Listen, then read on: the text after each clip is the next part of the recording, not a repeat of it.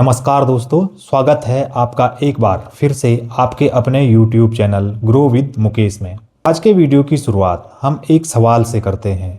क्या आप भी कभी सोचते हैं कि काश एक साल में गेम पलट जाए, कोई ऐसी टिप हाथ लग जाए कि मैं रातों रात अमीर बन जाऊं? जब हमारे अंदर ये सोच आने लग जाती है तो यहीं से हमारी फाइनेंशियल जो स्टेबिलिटी है उसकी कमी होने लग जाती है, यानी कि हम फाइनेंशियल लॉस की तरफ बढ़ने लग जाते हैं। क्योंकि हम लोग सोचते हैं कि अमीर बनना लंबे समय का खेल नहीं, एक या आधा साल में हम लोग इतना पैसा कमा लें कि हमारे पास जिंदगी भर का पैसा हो जाए। इसको एक कहानी से समझते हैं। दो दोस्त थे, राम और श्याम। राम की सोच थी कि मैं धीरे धीरे स्किल सीखूंगा, अपने बिजनेसेस करूंगा और जो अपने पैसे को हैं वो ऐसी एसेट्स में इन्वेस्ट करूंगा जो लॉन्ग टर्म में कंपाउंड हो करके मुझे अच्छा खासा रिटर्न बनाकर दे सकें।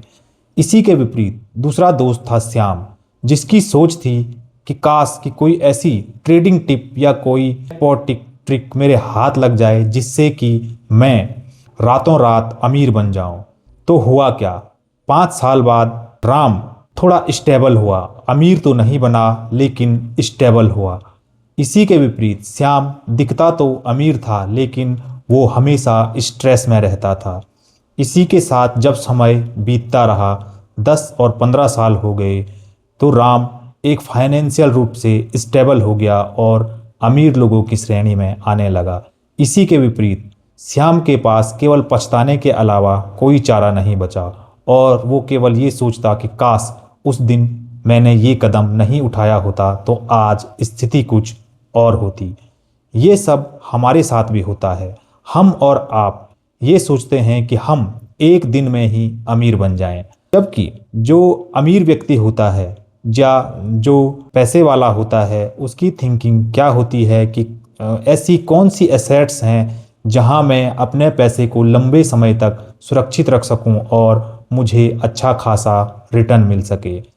तो हमें अपने अंदर यही सोच विकसित करने की ज़रूरत है, क्योंकि हम या कोई भी व्यक्ति रातों रात अमीर नहीं बन सकता है। यदि किसी के पास, अगर आपने आज तक का इतिहास भी उठा करके देखा हो, अगर किसी को ऐसी ट्रिक या कोई ऐसी जानकारी से रातों रात अमीर भी बना है तो वो फिर बहुत जल्दी ही कंगाल या बैंकक्रप्ट भी हुआ है। तो अमीर बनने की शुरुआत जो होती है वो हमारी सोच से होती है।